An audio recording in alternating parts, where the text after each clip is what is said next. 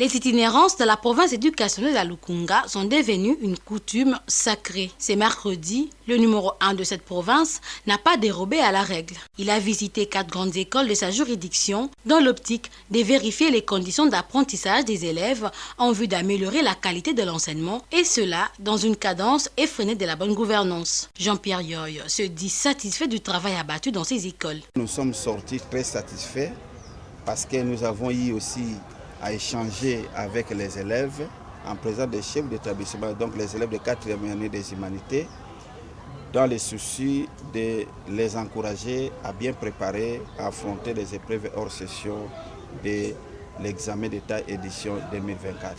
Et je me suis rendu compte que tout se prépare en bonne forme. Les chefs d'établissement ont loué les efforts du Proved, surtout qu'il doit être au parfum de tout ce qui se passe dans sa juridiction. C'est quelque chose qu'il faut encourager parce qu'il faudrait que l'autorité sache comment le travail se déroule dans sa juridiction. Vous voyez que c'est encourageant avec toutes les questions qu'il a pu poser aux enfants et les réponses que les enfants ont données. Ça lui a donné la matière et il peut comprendre que est-ce que le travail s'est fait ou pas. Les élèves, eux, ont compris après échange avec le numéro 1 de la Lukunga que la réussite ne dépend que d'eux, d'où la nécessité des bosser dur.